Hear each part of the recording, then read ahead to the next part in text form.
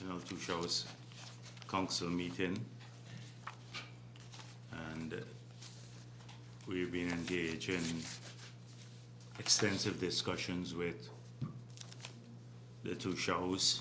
We're pleased with the attendance. We've had the largest attendance since the NTC started functioning, and we're extremely happy with the tone of the discussions and the content of the discussions. As you're aware, the government of Ghana the PPP civic government rather, has been engaged with fulfilling its manifesto promises to the people of this country.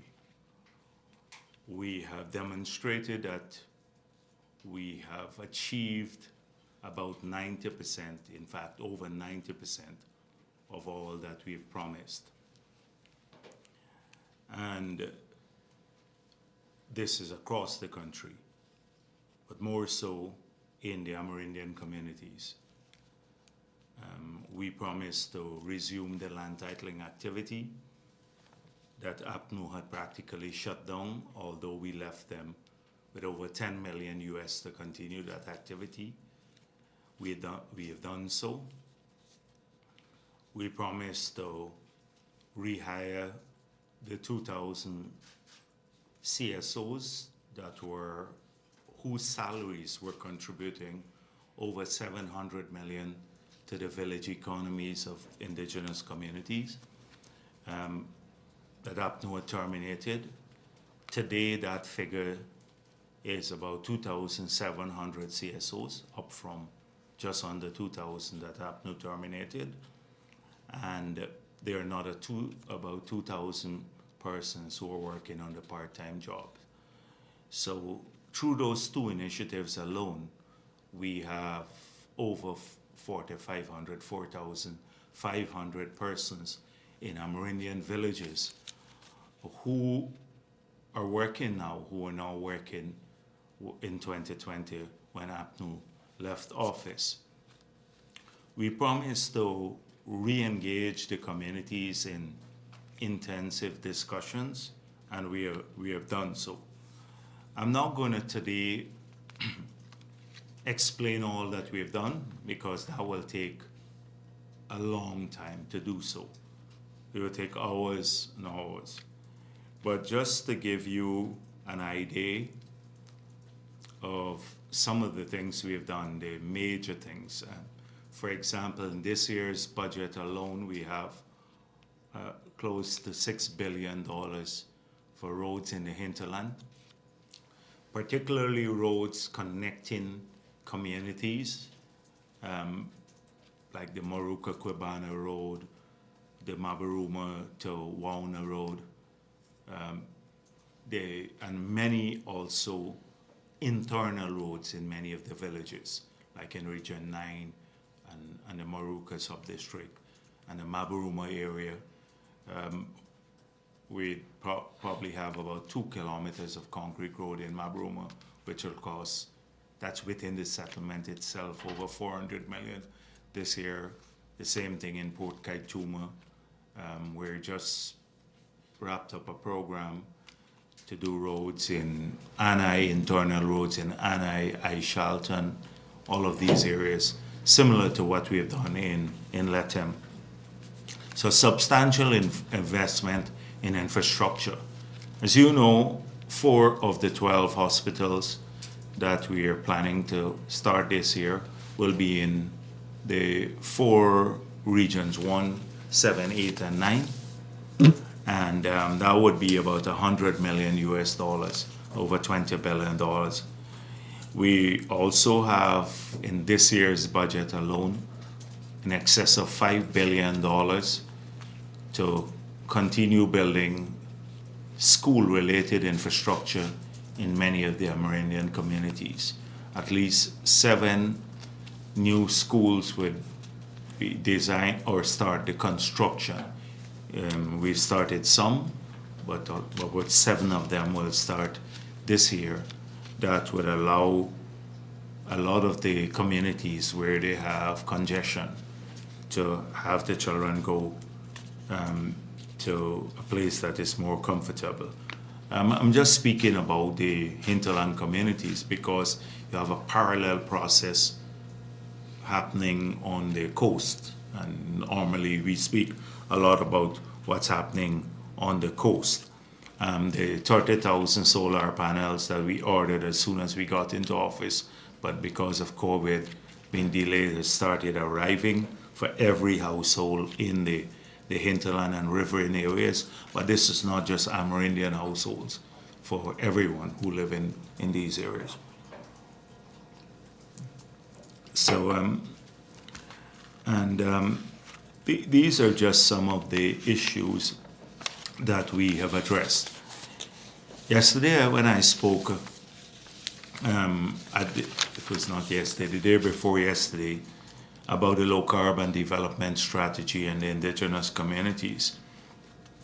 We've seen a concerted attempt by the APA to block the funds, and I had to point out in my presentation that this is not something new, that in 2009 when we launched the first low carbon development strategy, and we had the agreement with Norway, that APNU, AFC, and the APA tried to block the funds coming to Guyana by writing Norway.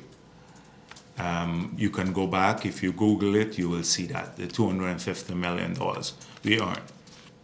I pointed out the duplicity of that in that the very people who sought to block the funds ended up being the biggest beneficiaries of it when they came into office in 2015, because they had resources and they took credit for a lot of the activities funded by the LCDS funds. For example, Cathy Hughes had this program for ICT, $17.1 million US from the LCDS funds earned by the government of Guyana at that time through the sale of forest carbon to Norway was dedicated to that activity.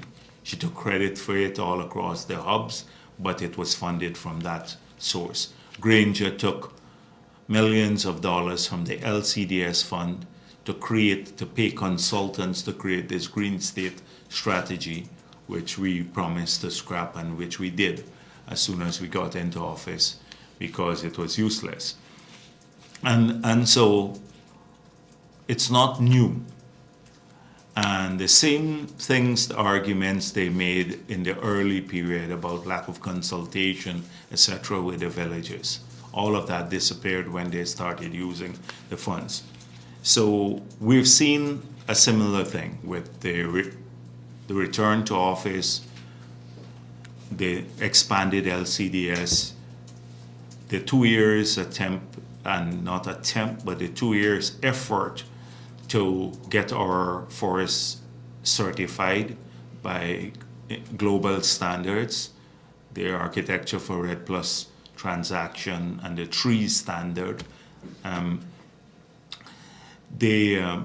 having succeeded with that, by getting our entire forest certified and then entering the market, having our forest carbon not only certified for bilateral purchases, but now being able to be traded in a compliance market, the CORSIA market, not a UNFCCC compliance market, because there's none of that for forest carbon, but the CORSIA market.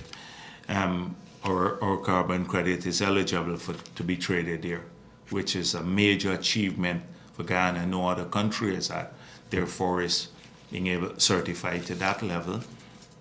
And and having concluded a bilateral deal which defied market expectations, where voluntary carbon is being traded at $4 per ton, but we had a floor price of $15 for forest carbon credits generated between 2015 and 2020. We went backwards in the period that we lost under APNU to what we call the vintage credits, and we sold some of those too.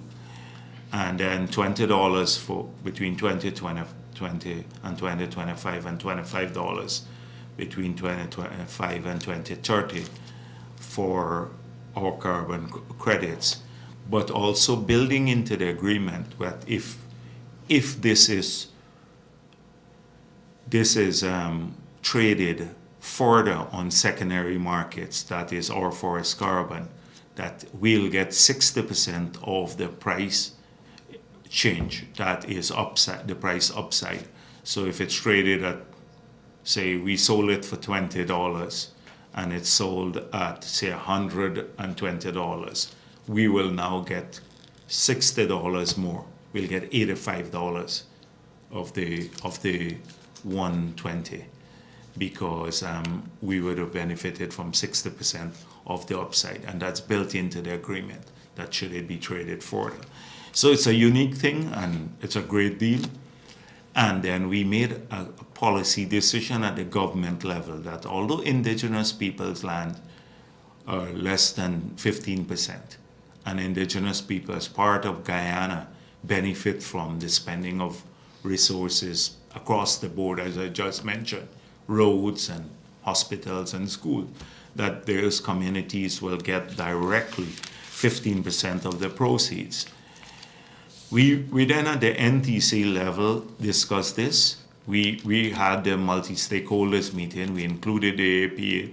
We translated the document into 9 indigenous languages for the consultation purpose. And then, in spite of all of this, we had the National Two Shows Council supporting it and agreeing that we should utilize the funds equitably. That is not only for villages that have forests, but also all indigenous communities, including those in the savannas, must benefit. In spite of all of that, the APA on its own went off and tried to block the funds. And they wrote the Architecture for Red Plus Transaction Secretariat. They asked, there was a review done, and the arguments made by APA were rejected, basically, because they were patently false. And they abrogated for themselves the responsibility of speaking on behalf of indigenous people, and claimed that the NTC, a forum of all elected leaders, did not have the right to speak for indigenous people. But you have a gathering of 242 villages where elected leaders were all represented, supporting the program. APA, it doesn't even have, we've traced how much funding they've received from abroad in the past 10 years. I'm told it's over $10 million US. Not a cent goes to the indigenous villages. But they were the sole, they have the right to speak. They're on behalf of the indigenous communities, and the National Two Show Council didn't have that right. Look at the newspapers, the arrogance of it in their letters to the newspaper, including Janet Bulkan, the sister of a former minister under APNU. She resides in Canada, but speaks about indigenous people and their rights and whether they should reject the funds and that we have done something illegal. Notwithstanding all of this, of the 15% of the first tranche of the money that we receive, $150 million from the sale, was given to the villages, in all 242 villages, and it came up to about $4.7 billion. Now, a requirement to utilize the funds, or some requirements to utilize the funds and account for them, had to be observed by the villages. So first of all, they had to submit a village plan for the utilization of the money. They had to submit along with the plan the minutes of the meeting that they had in the village to discuss the plan. they had to show the signing sheet for the people who attended the meeting. And they had to demonstrate that 2/3 of the village supported the plan. So, and then they had to sign an opt-in letter. So, in spite of the APA saying the villagers don't take the money, etc., 238 of the 242 villages have submitted all of these documents. And they've already benefited from the resources. They have had 2.6 billion of the 4.7 drawn down already, and we anticipate by the end of the year, most of it would be expended. So this, if you listen to the two shows, you will hear about how transformative these funds have been in their communities, apart from the support that they've received directly from the government through tractors and all of that sort of thing, the direct support. But these funds alone have made a huge impact in these villages. And it would be, I hope that there'll be a public, maybe, or the presentations by the two shows will be made public when they spoke about these funds and how the funds have been helping. Next year, these communities will get another 2.6 because we received $87 million. And this next year would be the lowest year. And then this will go up to 2030. So every year they will get these funds. But this is only for 30%. So potentially, if we extrapolate, these communities could receive over 10 years, if we were to sell the forest carbon at the same price that we did in the Hess deal, they would receive over $400 million US. They would receive in a 10-year period, which is a lot of money, and more than. In fact, they've said that this 1 year, under the funds they receive, more funding that their entire villages receive on the APNU in 5 years. That is through all of their programs. So they have seen a massive increase in the regular government programs, and then on top of this all here. So I thought we'd be given credit for converting what would have been a liability to Guyana, the Green State Strategy, because under the Green State Strategy, we had to fund our activities. There was no means of earning resources. And it focused a lot on what I call the surface issues, planting trees, painting buildings green, nonsense, pure nonsense.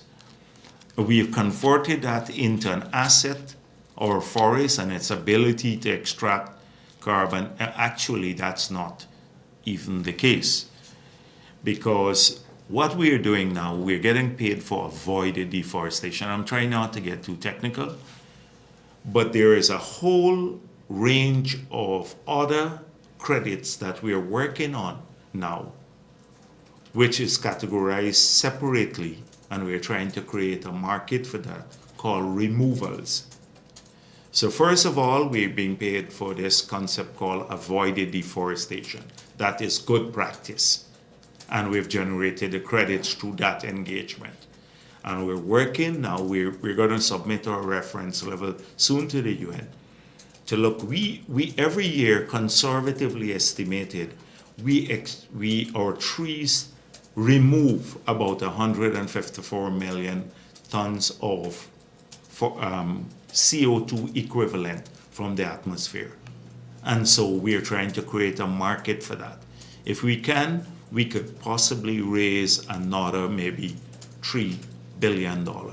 This could become a $5 billion US sector. Now, when you look at it, the size of that, the magnitude of this is a huge sum of money for Ghana. And so we're working on that now, but that's for the future. So we're busy looking at the reference levels and our submission to the UN, etc. So I thought this would have been a thing that everyone would support. The APA had to go on and rain on the parade. because that's what they often do. They just sit here in Georgetown. Now, they've been lying to many of the communities. One, Tushau, I think he's a member of the APA. There's a few of them there. And it's interesting in their presentation what they raised, because one said that we don't speak the language. APA helps us to our people, a lot of them, help us to translate. And I have a hard time signing an agreement like this, because the villages are told that I'm signing on to a debt and they will have to repay it later. So that the money that they receive, the grant basically under the LCDS, they're told it's a debt. And if your Tushau signs on to this, you would have to pay. So the Tushau was scared. He's saying, I don't want to sign this thing, because am I signing a debt that I have to repay, or my village would have to repay in the future? That's the lie, the scaremongering that they pursue there. But clearly, they're not working in the best interest of indigenous people, working for themselves. Now, we have heard over the past week, we've seen a lot of issues on the sugar workers. And I see a number of reports on a strike taking place. So someone sent me this morning, I think the Minister of Agriculture, what Ramjatan has been saying, and they sent me some photos of a protest yesterday. We are not here at the office of the president, of Ramjatan and a crooked individual called Bharrat Jagdeo with him, who was from the AFC. He was one of the people trying to hit Sharon Das in the parliament.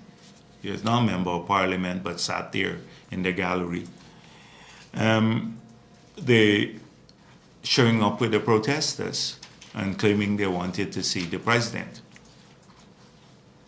So he sent me something, and then apparently Ramjatan was on one of the programs. And he said the following things. That one, the government is refusing to meet 349 workers. I didn't see 349 workers come here. So that we are reluctant to talk to sugar workers. Now, this is Ramjatan saying this. And then he said that this may largely be because many of them are black sugar workers, and that there's an ethnic pattern in the government. Now, everybody knows Ramjatan has to sing for his supper. But by saying this, I started thinking that he is claiming, and so let me tell you all that he said on the program before I get into that. So he said, and there's a direct quote, the PPP on top of that loaded them, the sugar workers, with an extra 250 million compensation package. Actually, it's not 250 million. It was $1.7 billion. He had it wrong. It was 250,000 per person. So yes, it's true. It was a lot, but we loaded the sugar workers with that. But these guys, almost 349 of them, didn't get anything. They did not take the severance, neither did they get the compensation package to ease them out of the harshness and so on. So first of all, Ramjatan is saying we loaded up with the sugar workers with the money. Now, if you go to the Hansards of the parliament, every attempt to help sugar and sugar workers has been opposed by the APNU AFC coalition, and they have opposed any funding to sustain the industry. They have voted almost in every instance against funding. Their arguments, including Ramjatan's argument, is that this is a black hole. Sugar industry is a black hole. Now, having the duplicity of it all coming from a Ramjatan, who argued in the past for the closure of many estates, who justified laying off 7,000 sugar workers by calling it, they were not terminating, they were right-sizing the industry.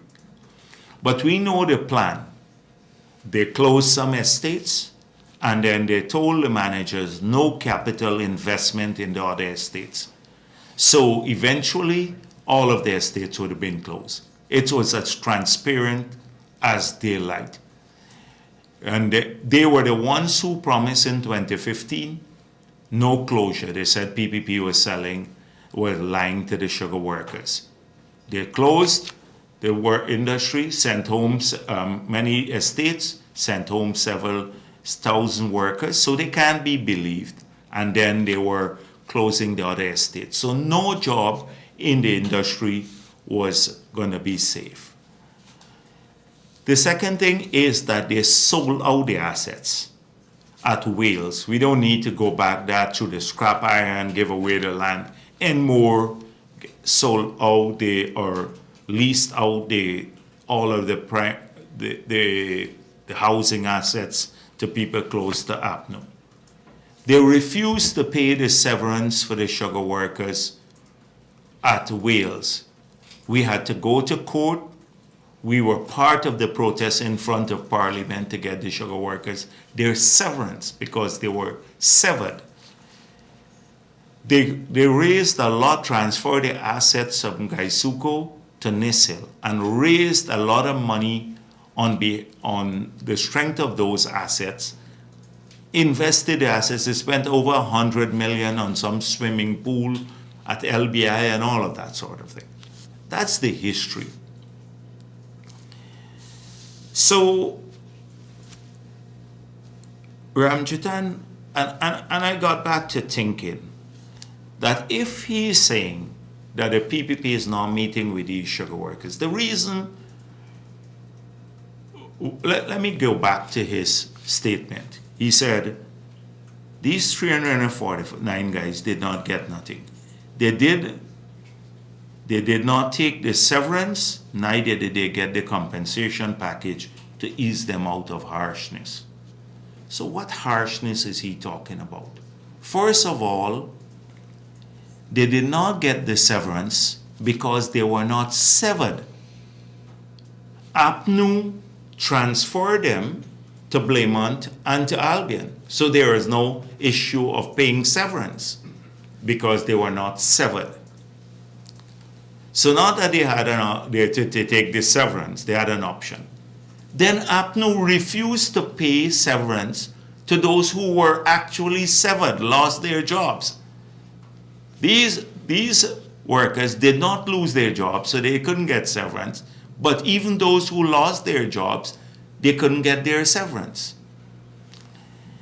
And what we gave was $250,000 to all the workers who were severed, because the severance was a pittance.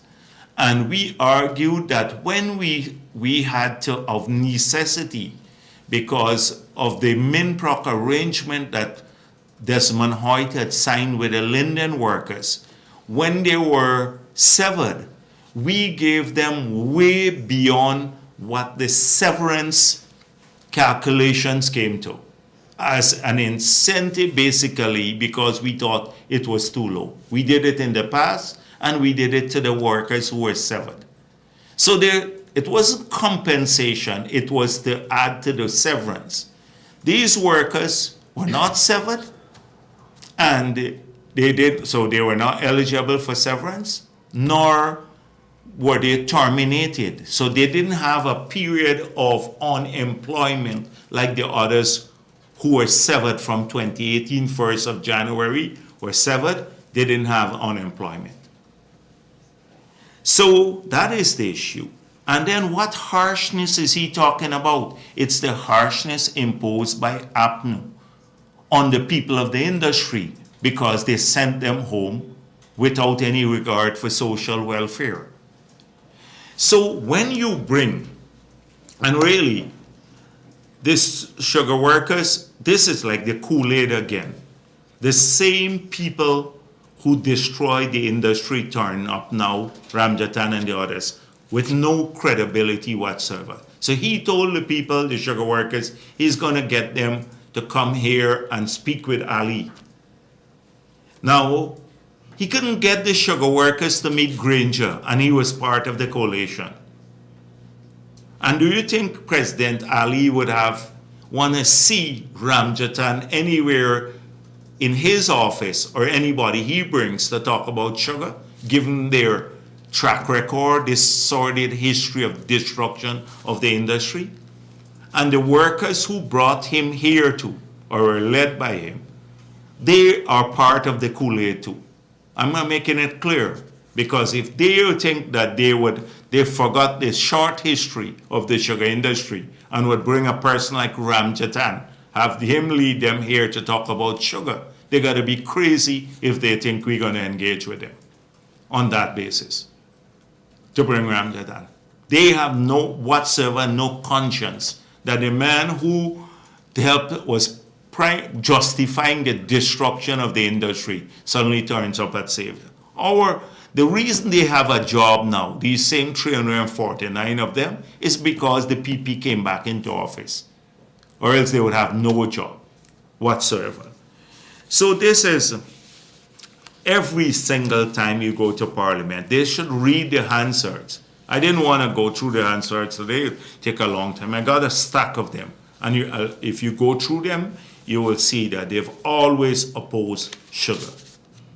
So it has nothing to do with race. It has absolutely, and if he's talking about race, is it that APNU handpicked only the Afro-Guyanese and transferred them and then terminated the Indians? Because that's what he is saying, the people who were transferred were Afro-Guyanese. So they were transferred to Blaymont and Albion, and the Indo-Guyanese terminated. That is basically what he's implying. He's implying that. So who is racist? Who is racist? Ramjatan has not an ounce of credibility, and then he will come to the office of the president, want to bring the sugar workers and promise them that. The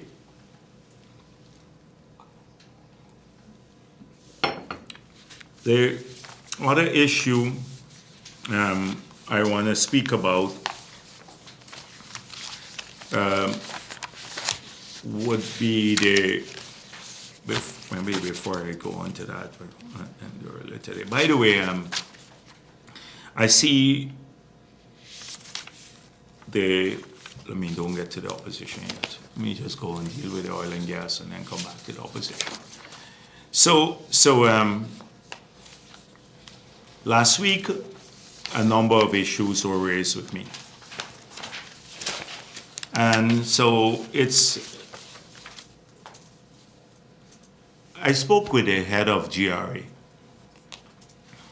because every week this issue keeps coming up about a statement he made at the Public Accounts Committee and about the need to have qualified people to do the audits, and he can't find them here in Guyana. So I said to him, you need to deal with this matter yourself, because the impression is created that somehow you need these people and the government is not supportive. And I've confirmed that you've never basically raised this matter with the Minister of Finance nor the President directly at the policy level. He said to me that they advertise locally and internationally, but the rates are very high. So I said, but you should discuss this if it's a humbug to your work. He confirmed to me that it was this government that has been supportive in creating the unit and expanding and staffing it. That he is going to deal with this matter. The reason I want him at the technical level to deal with matters surrounding audit is that I've made it clear that as politicians, we want to stay away from any issue dealing with audits. Often we're concerned about the timeline that they take. We want to see local content in the audit, but we don't want to give directions in relation to audit, which is an entirely technical matter. Because it would seem, if we intervene, it would seem we are favoring one party or another. And this is not how audits are done. And so that is why he should deal with it purely from a technical perspective. And our position remains the same. In relation to the Orinduke block that you asked me about last week, Iman, I've confirmed from the ministry. So I met with the ministry and with the GGMC too. So I've been asking them now to deal with all of these issues.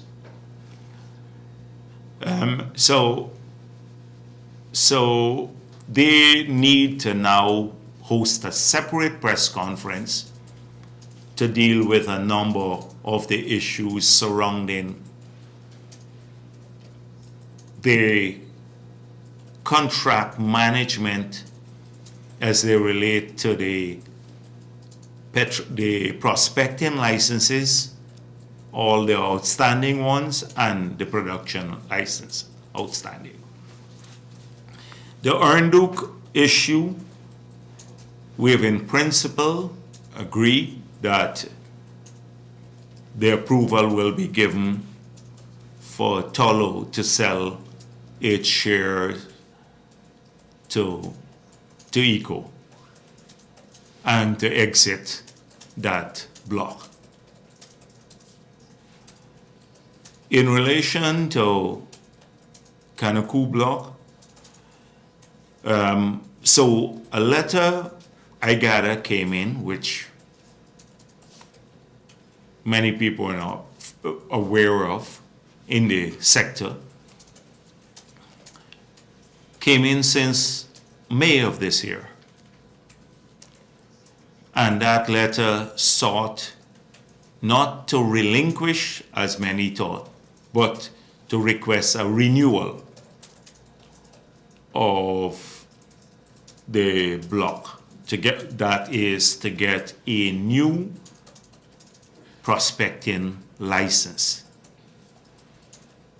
I can confirm that it was 10 years, the 10 years had expired. So in May,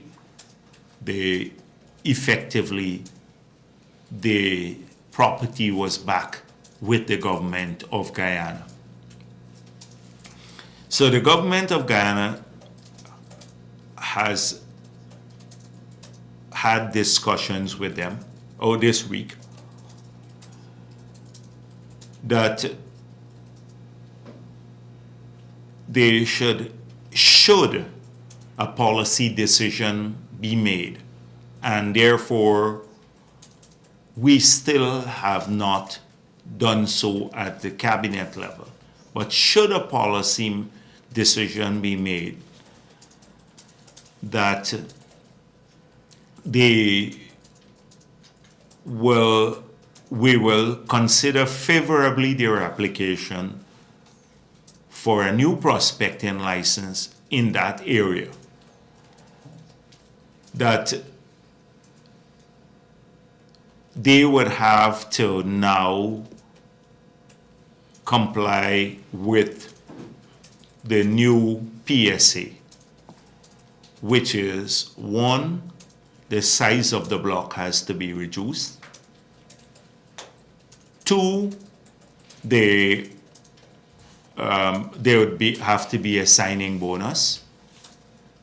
And three, all of the other conditions, including enhanced royalty, the new fiscal conditions, every other condition of the new PSA would apply. That is, should the government decide to have a negotiated position.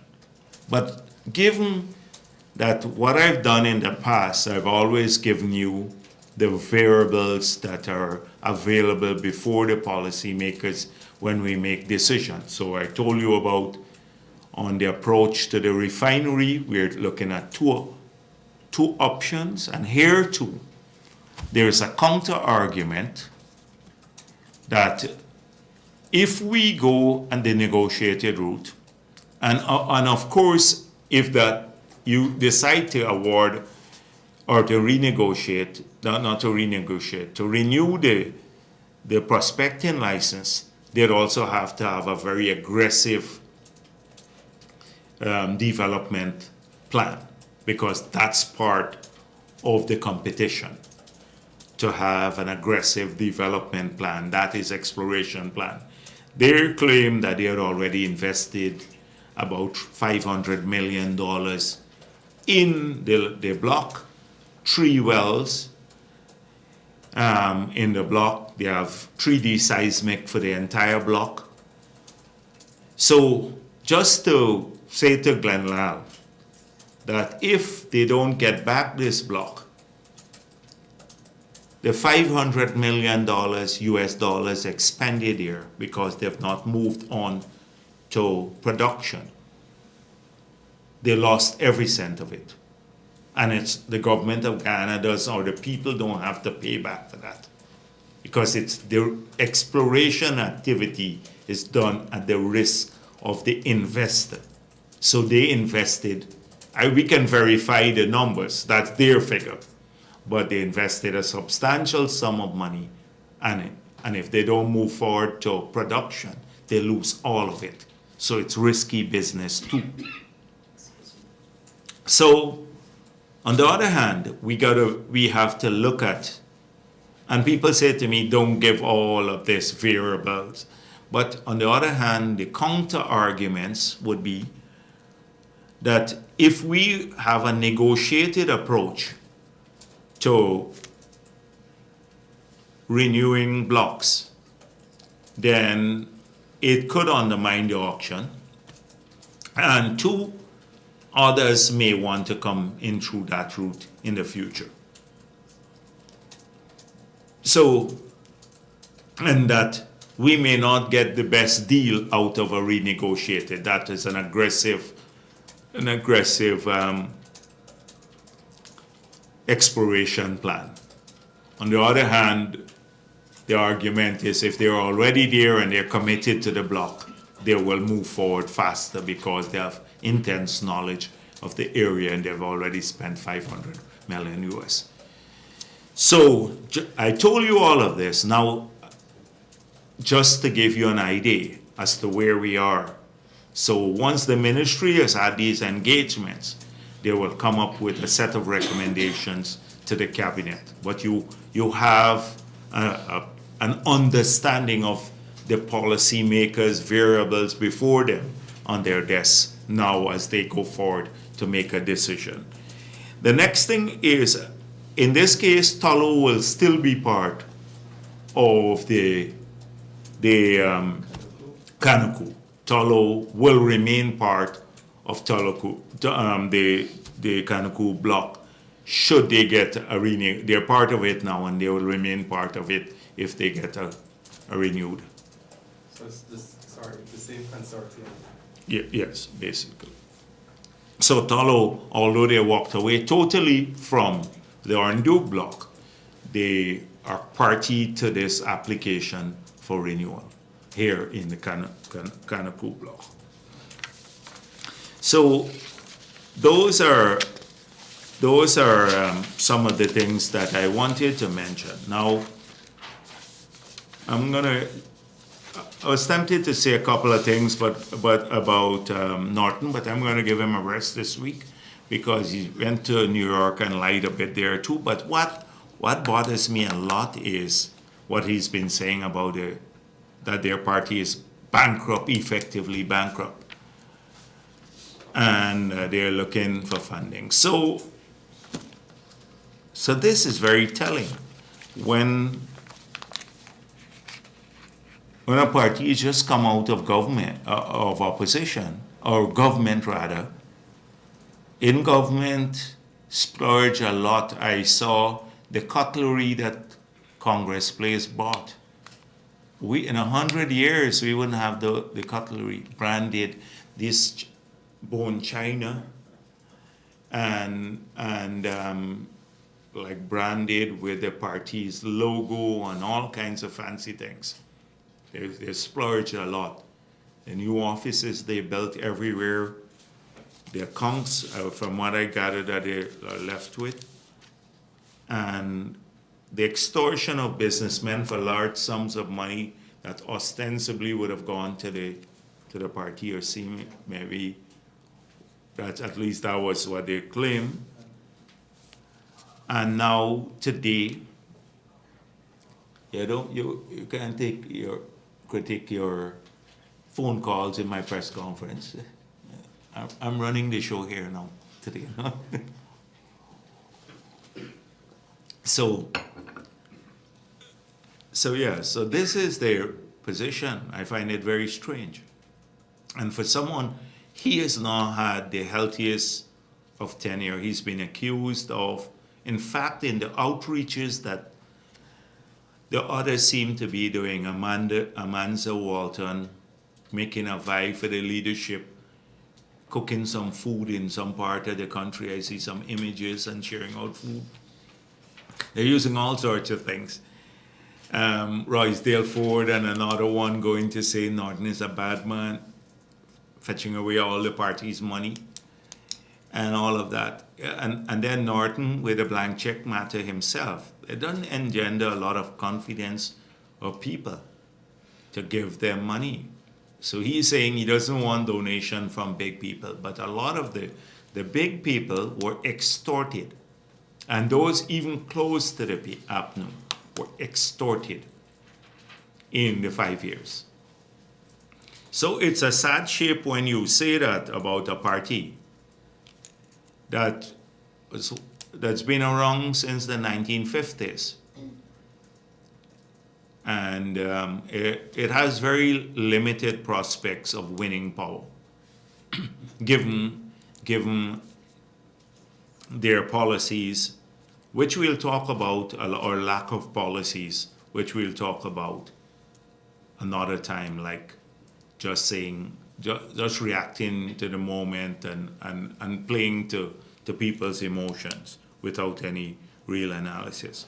But what bothered me a lot is they accuse us of terminating Olata Sam. This is somehow, I can't even believe that people would believe something like this. So I had to download like a story from 2016 by Demerara Waves. It says, Olata Sam still reporting for work as Chief Education Officer despite announcement. Mr. Olata Sam is still on the job as Ghana's Chief Education Officer, although the Ministry of Education announced earlier this month that he would no longer be functioning in that capacity because his contract has ended. I can go down, that's what, they terminated him. And then it says here, prior to being appointed Chief Elections Officer by the then PPP civic government, right? He was technical advisor to the then Minister of Education, Priya Manik-Chand. So he's working in the ministry as a technical advisor. Then we put him as Chief Education Officer. APNU terminated him in 2016. And in September 2020, he was rehired as an education specialist. He lost his job in 2016 and got it back in 2020. And they say now, I've seen this on social media and other places, it was sent to me, how could you all have done this to Olata Sam? And people believe this.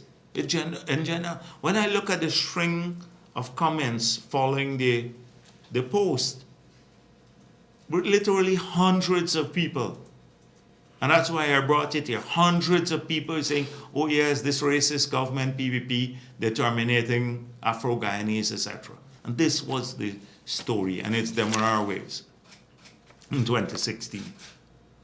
This is what APNU thrives on, like I said, the Kool-Aid gang. And Rickford Burke, I hope that people have been writing their congressmen and the others about the criminal acts he's been engaged in, especially organizing these events that he receives money for. He's renting a congressman, renting an official of the US government by collecting money on the side for people to meet them or get their pictures taken. He is going to end up in jail in the US. Here he's wanted already, but in the US for these things. And unfortunately, it dragged down a lot of the people who are associated with him. Unfortunately, that will happen because there would be a party. Many of them know he's not a registered agent on the FARA, and yet he's doing work as a lobbyist. And so they will, at some point in time, be caught up with it. I just have to end with the, let me don't need that. Thank you very much. Yes, please. All right, go ahead. Let me give Kaichur the first course. Good afternoon, sir. Davina Bagat with Kaichur News. Concerns have been raised by civil society regarding the Stabroek Block projects being insured by an ExxonMobil-owned company. Do you believe those concerns are legitimate? And can you say for the record if government is comfortable with this arrangement? You asked that question last year, and I responded. I'm not senile unless the reporters are senile. We were asked in the context of the audit about this related company. And do you recall this? You don't recall it? I will get the clip and I will send it to you and I'll post it. Because if you don't recall that, and I think you were at the press conference, you need to make better notes about what you asked, or Kaichur News asked. In the context of the audit, this came up. And one of the questions was whether the insurance was with a related company, and we spoke about this, and it's related. But that whether the premium paid, they had an industry specialist look at the premium that was paid, and whether that premium was higher than industry standard. And it was found to be within industry standard. So that question came up in the past and it was dealt with. That was what was asked of me. And the specialists look at it is in the context of the audit. Now, separately, we were asked about local content.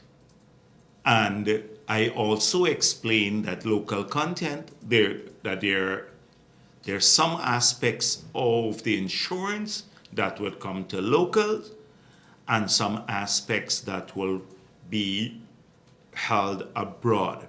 Because if the brokerage fee and the premium is higher than by passing it through a local broker, is higher than the premium that is currently being paid, then it comes out of cost oil and it reduces our share of profits. So I even answered that separately. So that's why I keep saying that the Kaichur News has a set of issues, and every week it's not new, it's circular. It goes around, you ask the same question, and you get the same answers, because that's our position. Next question. I still didn't get clearly from you whether... No. Then the next question. Next question. Okay, sir.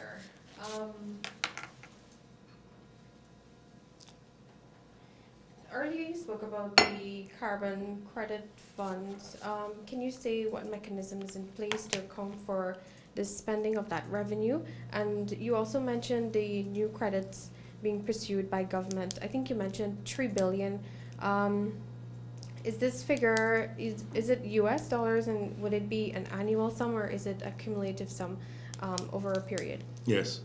So the first one is that all of the resources have to be in a single account that would have audits, including international audit.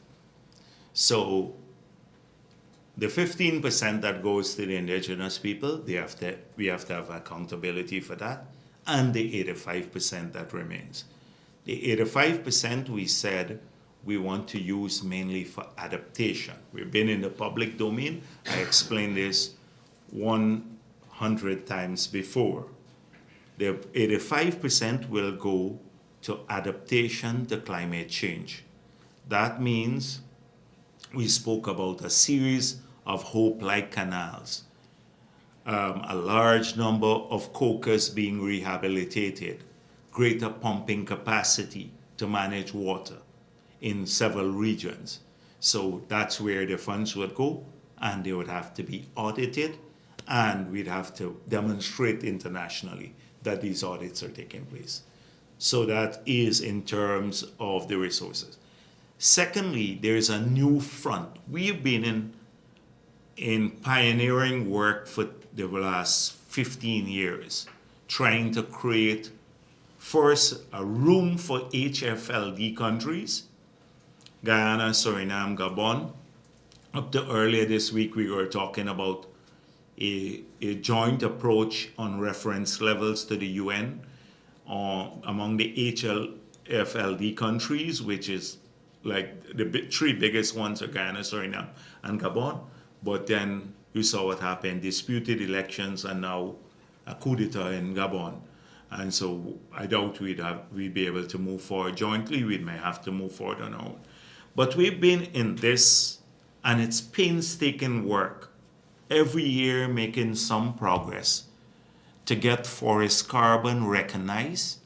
We had to fight the prevailing sentiment in the international community that this deforestation could be addressed for free as an abatement solution, but other abatement solutions can get a lot of international funding.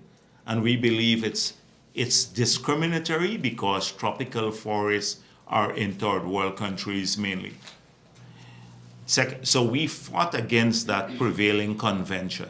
Two, we had to fight against some NGOs that believe that if you put forest carbon on the market, it would allow the developed world to lower their ambition or to offset their aggressive ambition with credit from the developing world.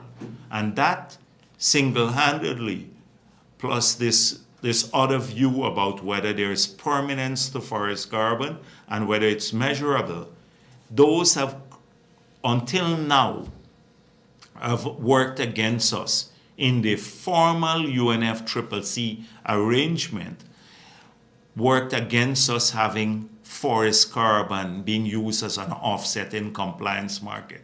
So just to give you an idea as the price in compliance market for a ton of credit, like a ton of carbon,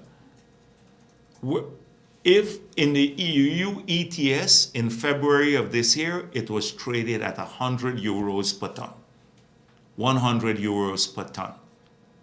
Because you can offset that carbon for your projects.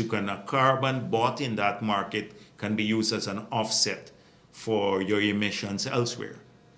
Because UN has not agreed to this as yet, because of a big fight by many countries, we now were stuck with a voluntary market. And on the voluntary market, it's just $4 a ton because people buy it, they still can't use it to offset their emissions.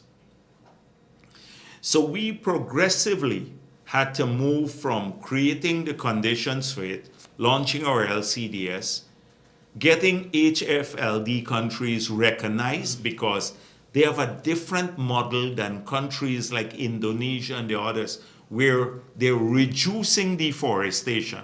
In our case, we already have the intense forest cover, so we are preserving forests. It's a conservation model versus reducing the deforestation, which is the other model. We had to create momentum around this model, get a reference level that Guyana has contributed to significantly, get certification for it, and now, as a result of this, we're where we are today.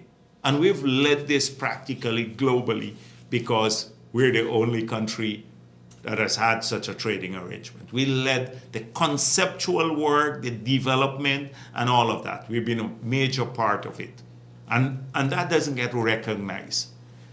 Now, separate from all of this, and there is, if you look at our LCDS, I don't have it here, you would see there are 4 elements to it. And you will see conserve, and then you see one aspect, removal. Now, there is no market so far for the removals. So that is something now for countries like ours, the HFLD, we're now going to try to create a market, even in the voluntary markets, for that, because there's no compliance market. And that is why, for market development generally, in the context of UNFCCC, the negotiations in Dubai this year will be critical, and Article 6 of the agreement that deals with market. It's important that that be advanced. But they're dealing with general markets. We're still having a hard time getting forest carbon into that market. So we have to, first of all, we estimate conservatively our removal to be 154 million tons per annum. And so if you sold that into a market that is a compliance market, it would raise large sums of money. Currently priced at the EU price, it would raise not 3 billion US, maybe 40, 50 billion US dollars. But we are realistic. And so we think that over time. So it's not going to happen tomorrow. That's why I'm saying it's a new set of conceptual work and arguments, new reference levels, showing, demonstrated that they also, the removals may have an impact on carbon. And then from some of the removals, we can then offset our, for example, oil and gas production here in Guyana. With us producing 1.6 billion barrels per day, we will probably use between 16 to 20 million tons of that. So we can offset our own emissions and still be carbon neutral. But that's conceptual work down the road, and it's US dollars I'm speaking about. So don't think it's going to happen tomorrow. We're intensely involved in discussions globally and here working at the technical level to get this sort of thing done.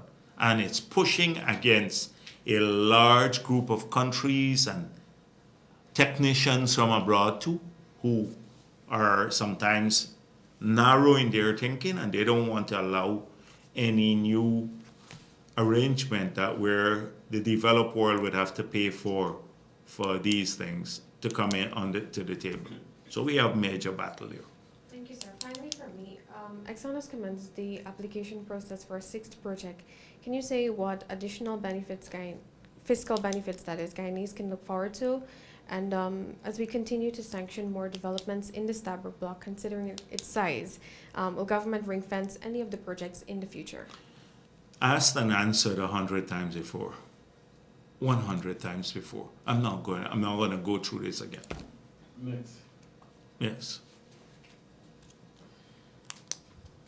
Cassie Henry, DPI. Dr. Jagdeo, could you say where government is on implementing the recommendations from the Human Rights Commission in relation to the Chinese landing issue? And additionally, could you provide an update on the fact-finding mission into Chinese landing, whether that is completed and if there is a report from that council? And finally, has government responded to the commission since receiving its report?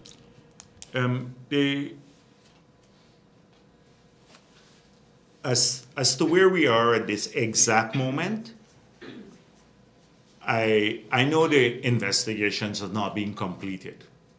I know we had an initial engagement with the commission to say that we intend to fully comply. I know that the report is not completed as yet, but I know also that we have taken steps, strong steps, to address the identified issues that we were written about. And so I had a private discussion with the two shows from Chinese landing.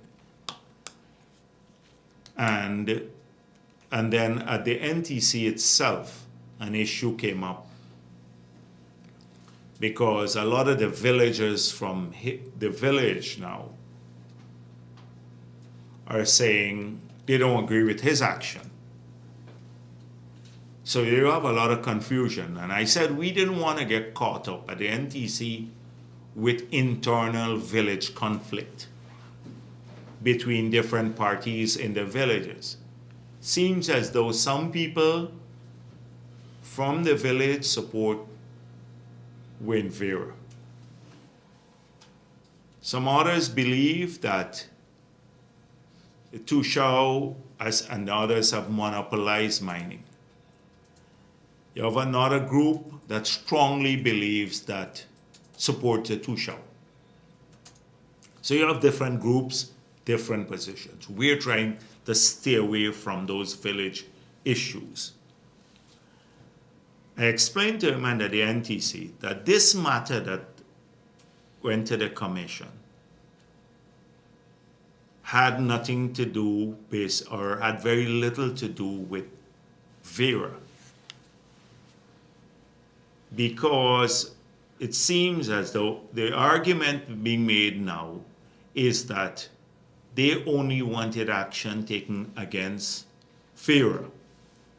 But that matter was already adjudicated in the highest court, which is comparable to for Guyana, is comparable to the commission. It seems as though that the matter that went before the commission was that, one, that the impact of mining in the area is causing pollution, that the miners are harassing people and causing a whole range of social problems, including threatening them. And so, the Vera matter, we stood on the side of the village all along, throughout it, but the CCJ ruled against us. So that's a separate matter.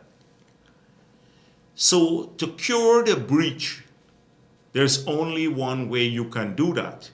Since the source of this claim that of pollution and harassment is mining, then the government of Guyana took these steps to shut down the mining activities there.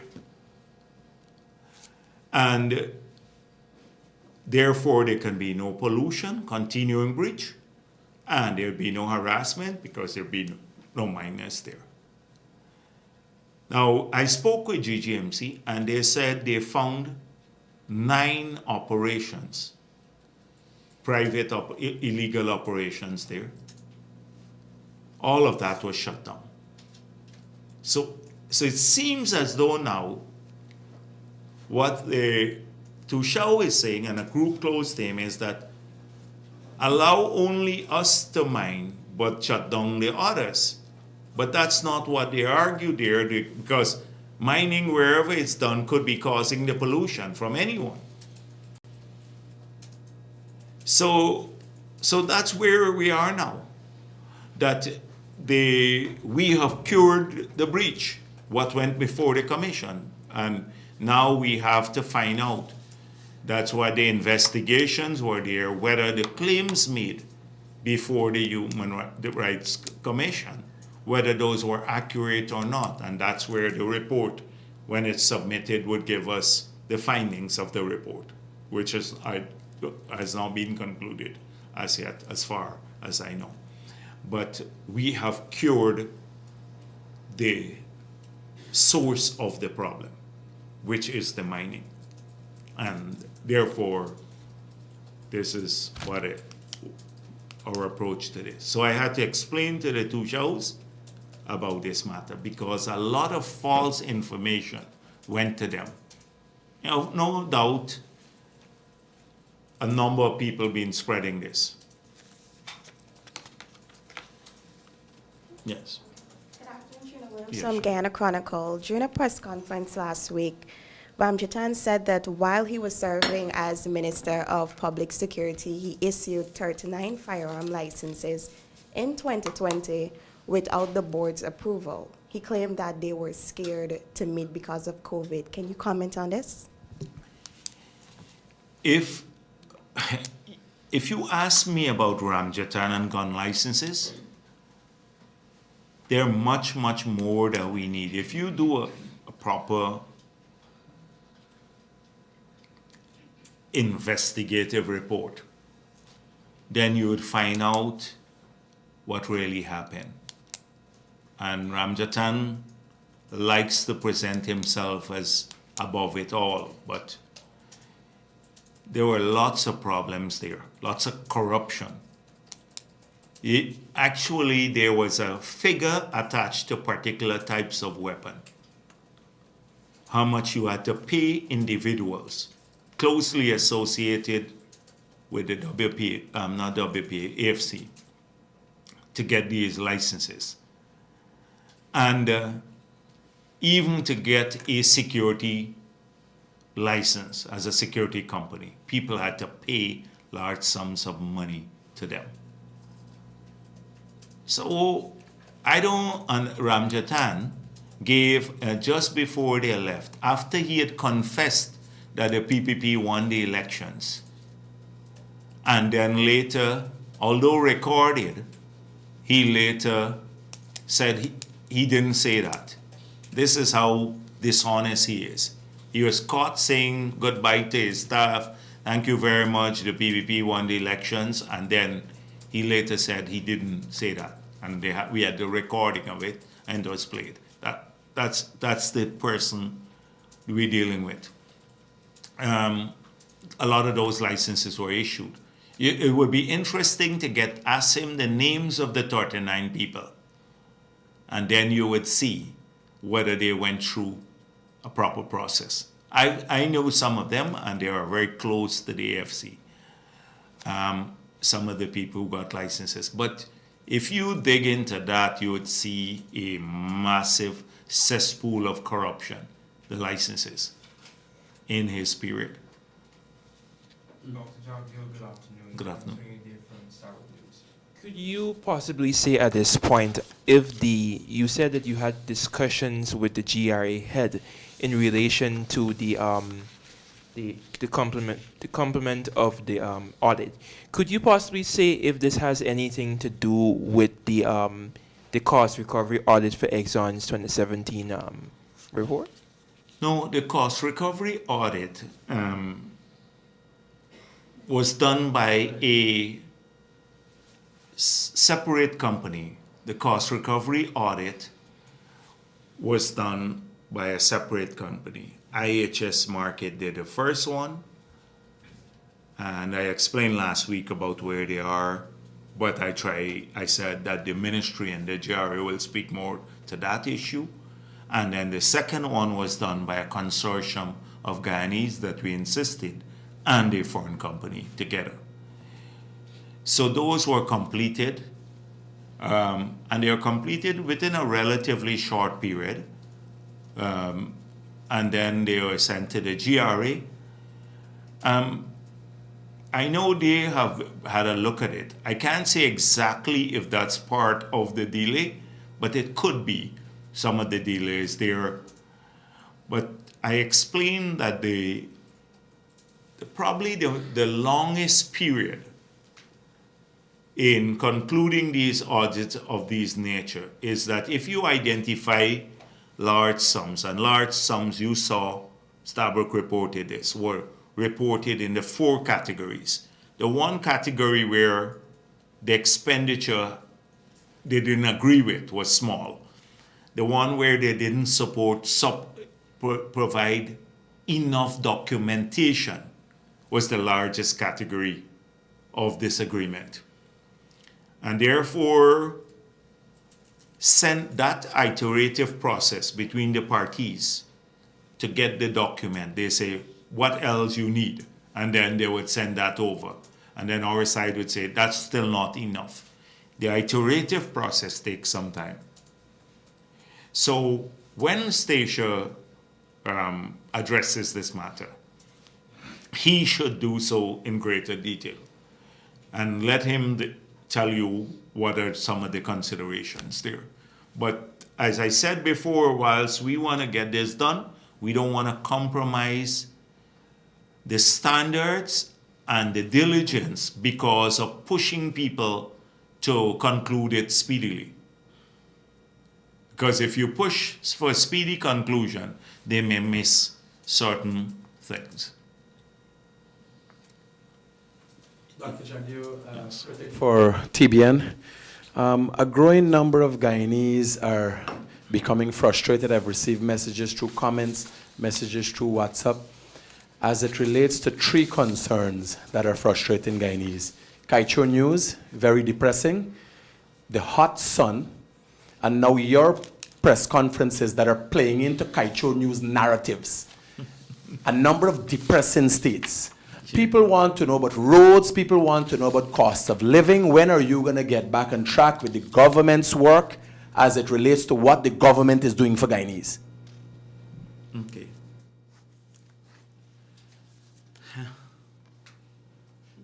It's hard to, what I do here is not for Kaicho News.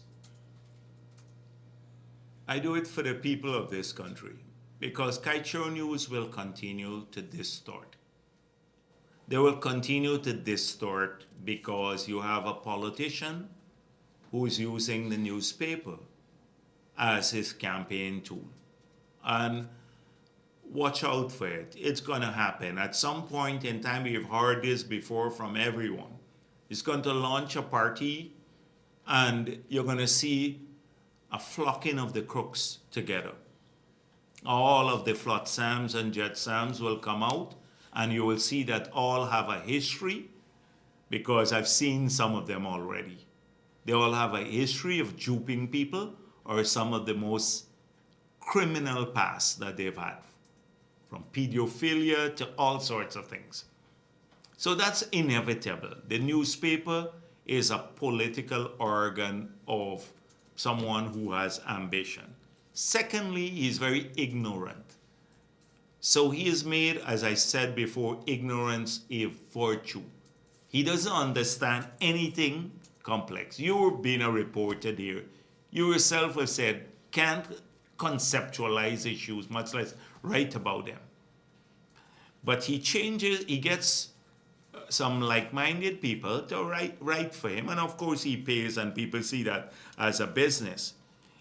So I'm not doing this for Kaicho News.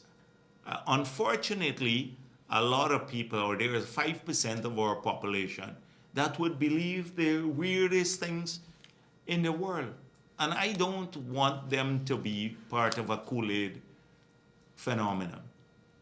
So that's why I just looked through, because I was planning to get to them. Like, I brought some of these things. That's why I said earlier I didn't get the oil block extensions. For example, editorial, August 30th. My name is mentioned about 20 times that I made the decision. We agree already here. Everybody knows that Granger extended the blocks for three, Kanji, Kaitshore, and Stabrook. But he says the crucial decisions in the vital have been screen-shaped, etc., that I extended the block. He continues to say this. And 120 blocks now he has gone. But there's 120 blocks I've extended. So that's number one. More than meet the eye. Another editorial, 31st. This is, again, the extension. Jagdeo again. Here. Jagdeo is allowed the extension. Here. Each household can receive at least 1 million annually at Jagdeo ring-fence oil projects. Now, it's Trotman who signed this agreement. Trotman did not ring-fence anything. We just crafted and published a new PSA that has small blocks, so you don't need to ring-fence. Very small blocks. It's Trotman who did this, but Jagdeo did not ring-fence project. Obsession. So, this here, AFC demands on-site monitoring of oil production. Another clung, Vincent Adams. This one here, I've said to you 100 times in the last 3 weeks, 3 press conferences, that's the next phase. We were working at putting in place the framework, and now we have to go to do this. It's just like the Stabrook editorial. After I suggested strategic oil reserves, then they suggested it, some technical person. Now he's suggesting that we go. He demands it. AFC demands this. So all of this. Kaitshore News will not change. You have a clung that heads it, and therefore, what I do here is to the people, and I don't want to treat the reporters badly, so that's why I respond to their questions too.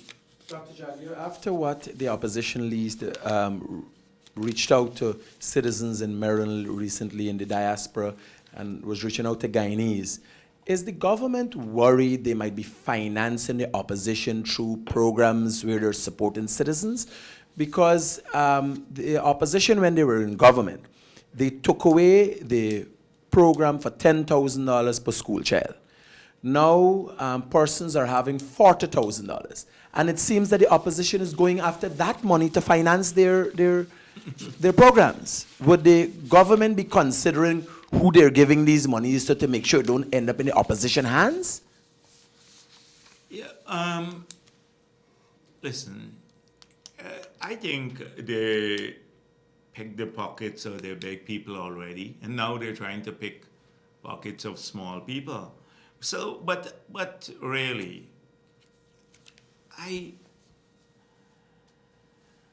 it's hard. So they go abroad, they raise some money, they hire a PR firm.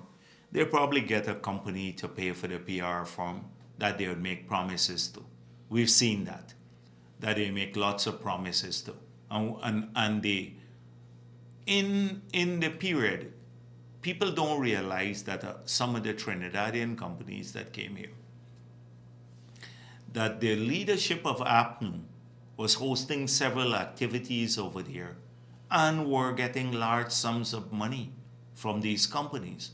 That's why they did not want to pass the local content law. APNU opposed it. We were fighting for this local content law from opposition. Today, 1,500 Guyanese companies have benefited from this. Over 400 million US, the oil companies have to spend here.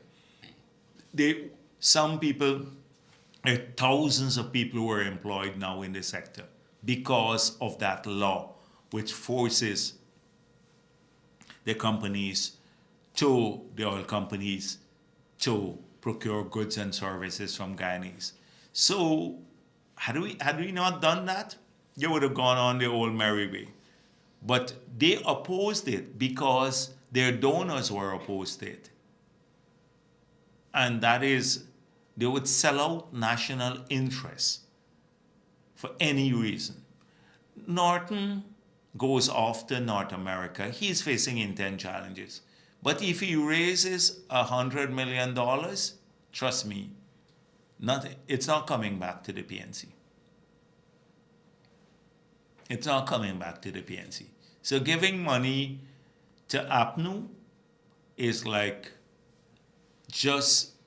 it's a waste of time because it never gets done a thing for the party activities. Imagine they can't hold a general council meeting because they don't have $2.4 million to convene a general council meeting. How bad can you get? It's either he is saying this for sympathy among people, I know, because the underdog sometimes get some sympathy. Oh, they don't have money; it's an unfair advantage, or really, it's shocking to me. So whatever he says in Maryland or Queens, New York, etc., they can't stand. He talks about the racism there, about us, the local government elections reflected a massive loss for the PPP. That's what he's been telling people abroad. I have the transcript of it. A massive loss for the PPP, that the 18 million signing bonus, that the PPP knew about this money. I look at what he said abroad. Today I didn't want to respond to all of what Norton has been saying, but the lies have become part of their daily arsenal. And they're trying to reposition themselves as being pro people. They're not. They demonstrated it several times. Dr. Jagdeo, former Prime Minister Tony Blair was recently in Guyana. Were there any benefits through the meetings for Guyanese, or it was just a formal visit? What was that about? So he came here, I guess, at the invitation of Mr. Lamy, who was launching this Rainforest Lodge, and or activity there. I think it's called Sophia Center.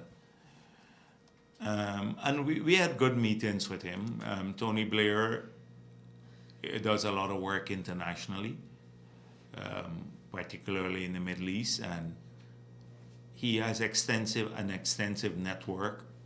He has an organization now with probably close to 1,000 people that works with him.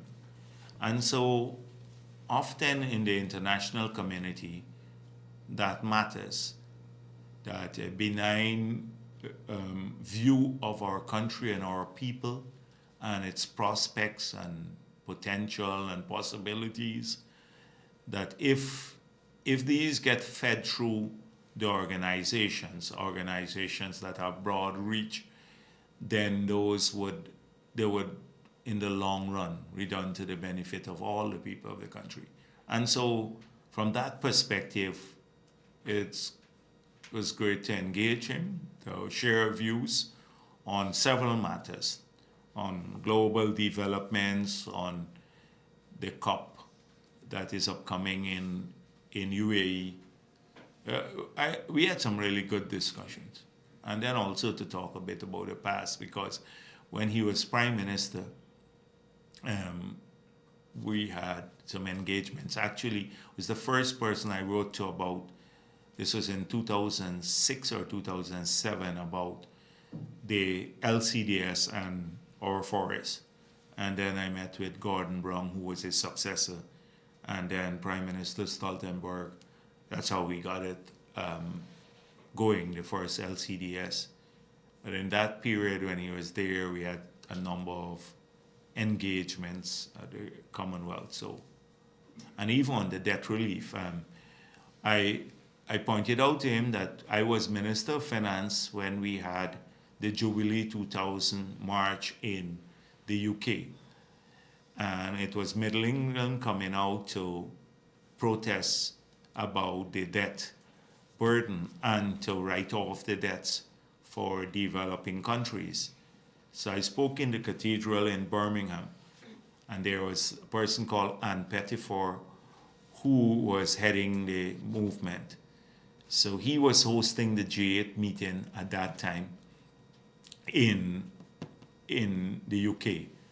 And then because it became such a big issue, he sent and met with us. I was only government rep at that time, and with the NGO.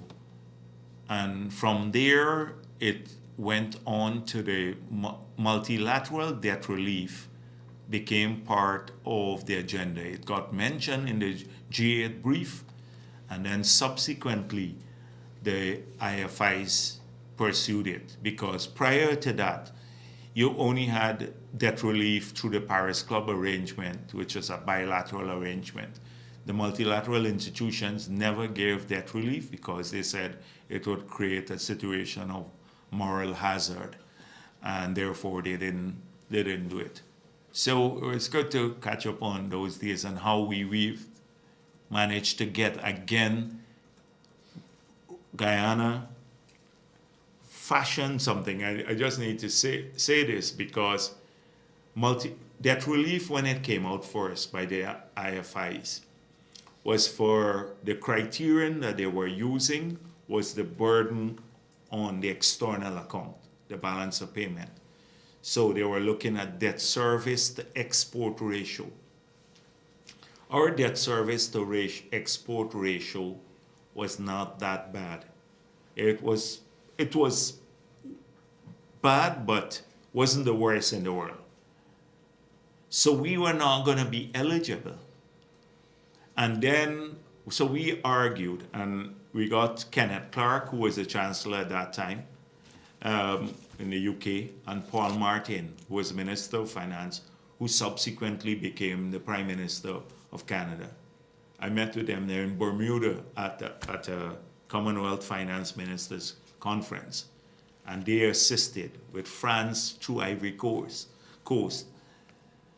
And we managed to change the multilateral criteria for according debt relief, because in our case, the burden on the fiscal was unbelievable. We were using scheduled debt service was more than 100% of revenue, the worst in the world. Yet we were not going to qualify. And then the multilaterals changed from that, just the burden on the external, to burden on the fiscal. And that is how we qualified and for debt relief under that. A very interesting period for our development. A lot of these stories don't get told because they were part of our journey from bankruptcy to probably the fastest growing economy in the world today, from a bankrupt country to where we are today. But a lot of side stories about what took place behind the scenes never get told, about how tough it was to fashion even international arrangements to assist our countries. So those were interesting discussions, because he was their prime minister at that time when some of it took place. Yeah, yes. Can you say if the government has made a decision to reissue proposals for the Amalia Falls hydropower project? And do you think this will somehow affect the government's ability to provide cheaper electricity to Guyanese? Okay, so right now we have several proposals, direct proposals. Some even coming in. You recall that with the Chinese, when we went to tender, it was just over 7 cents per kilowatt hour to buy power from them. And then subsequently, they had difficulty raising the financing, and so they wanted to change from selling power to an EPC, where they would bill for us, and we said, but that's not what you bid for, and we annulled the bid. So we have subsequently had offers around the same magnitude, about 7 cents per kilowatt hour, from bilateral sources. But there are several of them. So when you have several proposals, the best way to evaluate is to go to a competitive process. We have not. We will have to go to that. We haven't launched it as yet, but we'll have to do that. It will not affect our ability in the short run to supply additional power. So Amila Falls would have brought in about 160 megawatts of power. That is when APNU killed that, they were supposed to replace it with 160 megawatts from some other source. They did not. And so that is why we even have to revise our NDC, because they said 100% renewable by 2025 with zero project to accomplish it. So the Wales project will generate up to about 300 megawatts power. We believe that we'll be able, when we bring the demand that is met privately to the demand, GPL demand, and then the growth because of cheaper electricity. You know, when you have cheaper electricity, which will be by 50%, about somewhere around 11 cents per kilowatt hour, that would allow, that would increase demand. People put in more things, appliances, AC and stuff. So you'd have a rapid growth. At some point in time, we'd have to look for other projects that come on stream constantly. Could be expansion just there at the site because we'd have additional gas. Amila would be part of the mix. The solar, 33 megawatts of solar will come in. Hopefully the bid would be completed before the end of the year. We're looking at another 25 megawatts of solar along the highway. You know, some countries you go, you see along the highway, they have the solar panels, 25 megawatts there. So a mix of different things. But it would not affect our ability in the next several years to supply power once the Wales comes on stream, nor the price at which we said we want people to have.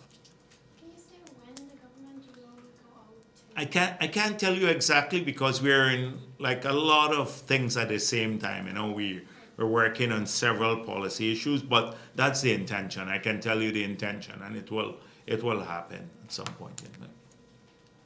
Good afternoon, Vice President. Kimal King, Oil Now. On the question, on the matter of the audits of costs at GRA, could you give an idea of what is like the scale of difference between the market rates for auditors that you say are so high compared to what is being paid to state Doctor, auditors? that's what I said. You're taking me right back to something that I want Stacia to address, because the whole controversy is come out because of a statement he made. And so, as I said before, he will address this. I spoke with him about addressing it directly. Okay, fine. On Repsol, could you give insight into what is causing them to want to return to the Kanuku block so much, given that they haven't made any commercial discoveries in the 10 years that they've had the block? Have they explained that to you?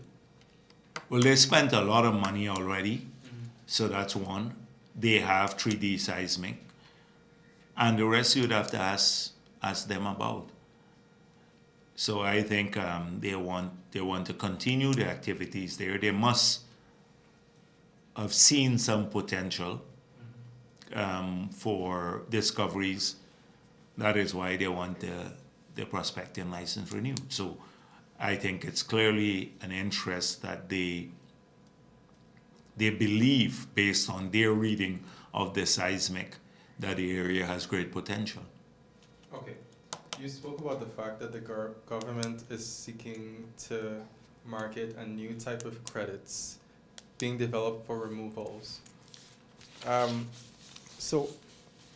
No, we're not marketing it. That's what I want to be careful. That's why sometimes when I explore the concept, it gets reflected in a way. I said we have to create the conditions conceptually, globally.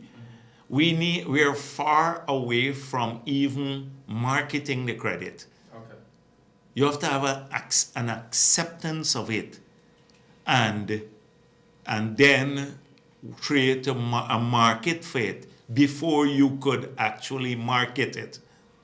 You understand? So we're conceptually at that stage dealing with this issue. So now that the credits that are being marketed are making money, do you see the chances that this new system that you are proposing, do you see that the chances would be high enough for you to get this new system accepted, given that you're already making money?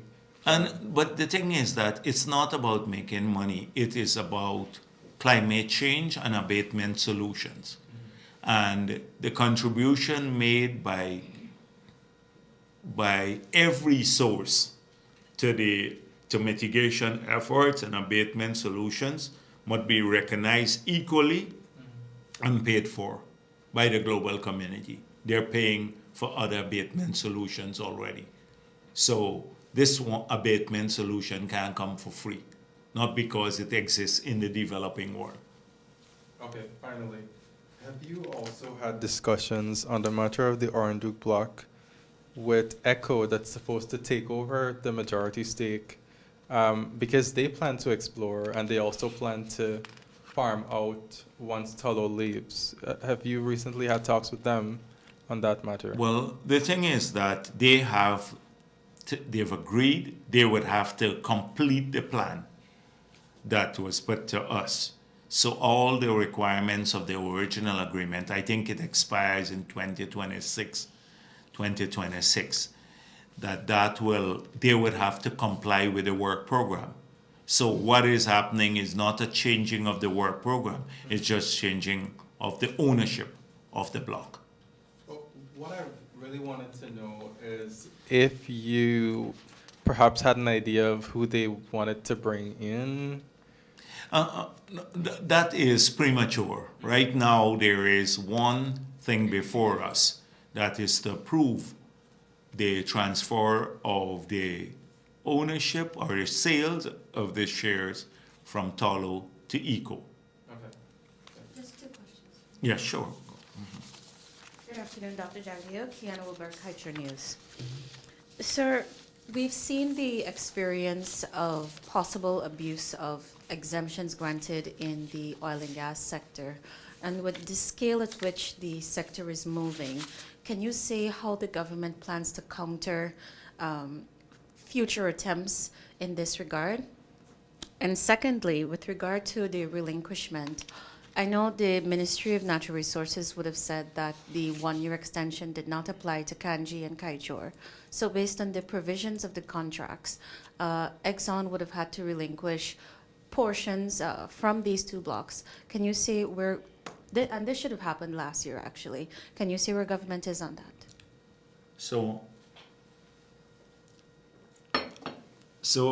first of all, on the exemptions. Now, GRA polices exemptions. So GRA should aggressively ensure that the exemptions are used only for the dedicated purposes. That's GRA's job, to police exemptions, to see that people are not abusing this. We've had cases, and including from reputable companies that have abused this. You recall with the recycling of the gas, fuel. And one company had to pay in excess of $3 billion, a recognized company now that is a big company, a company that's located here. So this is GRA has to police those exemptions. And I'm told, the discussion I've had with Sisha, because he said to me, on the regular GRA, I have adequate staff. In fact, I may have even too much. It is the petroleum unit that he had the problem with, but not so much on the GRA regular staff that looks at exemptions and customs and the other stuff. So he should have the capability now in-house to look at this aggressively, every contract, and to make sure that there are systems in place. So, on the Kanji block, so far, let me make it clear. I've asked the ministry, have you written formally to notify that there is no extension for Kanji and Kaichor? The answer is no. So I saw the headline in the Kaichor news that that has been done. They have not formally. The Stabroek block was extended, what they told me, on the basis of what I mentioned to you. Granger's extension, Granger extended it, and then there was justification. I mentioned some key elements of it last week. They were supposed to have 6 drill ships operating offshore, only managed to procure 4. They had to consolidate operation on 3 for a while because of COVID. So it affected an original plan. I heard that there was no similar justification for Kanji and Kaichor, but they have not formally concluded that matter. And I just want to be clear about this. They've not formally concluded that as yet. I suspect if there is no justification, it didn't affect any program, then that's clear. On Kanji, there was a relinquishment. The Kanji, there was a relinquishment in 2022 of about 1,292 square kilometers. My information is that, yeah, it was 6,100 square kilometers, and now it's 4,808.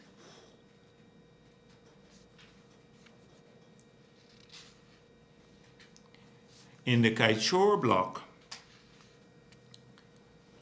there was no relinquishment, and what I'm told is that, you know, there are 2 in 2013 or 2014. One of the Anadarko had one of its vessels, I think Technic Perdana, was seized or had trouble with Venezuela. Now, their exploration, that block, was the Roraima block, had a contiguous border with Venezuela. And so too is the Kaichor block, has a contiguous border with Venezuela. And therefore there was a side letter when that happened. There was a side letter to deal with careful exploration in that area until those matters could be resolved. So it has implications for our border issue. I don't want to say more about it. But because of what happened with the Roraima block and the seizure of that vessel in 2013 or 2014, and given the same geography, that it may have affected the relinquishment. We'll talk about, because I have to review all of that now, and we will probably give more details, but I suspect they're up for relinquishment too by now. But that is on a pause until... Well, I'm not saying pause, I'm just giving you the facts, okay. And I will have to review the facts at this time. So that's for these 2, Kaichor, and then Kanji actually did relinquish. Can I get clarity on that for a second? I'm not dealing with anything more on the border. On Kanji. Yeah, right, oh, Kanji. You said there was a relinquishment in 2022 of 1,200 and something. This is my information from the ministry, yeah. And that is relinquishment from the original 6 to 100. Yeah. It was in 2015 that the contract was granted, and so the first phase would have expired in 2019. And so that would have been the first relinquishment of the 1,200 something due in 2019. So this is, I'm just telling you, this is my information today that I got from them, from the technical people. Okay. And so there was a relinquishment. Now on Starbrook,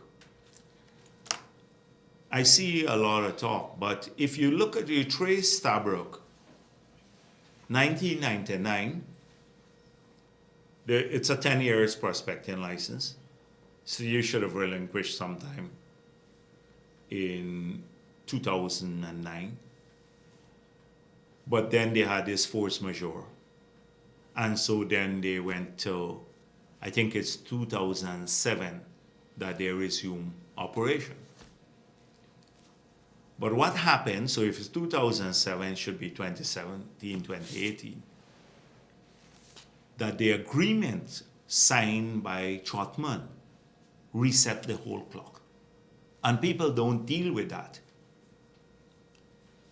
This Starbrook Kite News don't pay no attention to that. That how Trotman reset the whole clock. They're worried about, they're misrepresenting that Jagdeo extended, but we didn't extend. But how Trotman extended the entire block basically by resetting the agreement when you signed in 2016. Everything, new periods. So it's something that people don't like. Of course, they have no interest in doing that because Trotman is the new guru for Glen Lal. No. Good afternoon, sir. Rihanna Ramsey, Kaiser News. No. I have 3 questions. The first one is, given that Guyana is already struggling to audit the expenses of oil companies, OGGN had proposed a new model agreement that would allow for Guyana Don't to... waste my time with the OGGN. They're a group of waste. I don't want to even deal with that. New model agreement, I'm not even listening to them. They're a set of people who are not technically capable and gripers from history. OGGN doesn't exist in my frame of thoughts. Let's move on to the next question. We've dealt with that. We just have a new PSA now. Okay, we're not paying attention to OGGN. No, OGGN, nothing. They don't figure in my scheme of things. They're just like the Glen Lal. The same Janet Bulkan is part of this. She's become a specialist on everything to block development. She wants to block the funds going to the Amerindians. She wants to block climate funds. Now she wants to block oil and gas funds. These people make a business out of this sort of thing and sit abroad. More than half of them, 90% of them live abroad, wasting our time. Move on. The next question is in relation to your reservations about releasing the expenses incurred in the Starbrook block. Don't you think that citizens have a right to know what their oil money is being used on? They sent you, they didn't send the other one last week to ask me the silly questions. What's the other reporter? Like, it seems as though every week they pick you up. We dealt with that issue too. Move on. Okay, that's it. Yeah, okay. Every week is the same thing, and they send different reporters. Glenn, I'll give you all this talking point.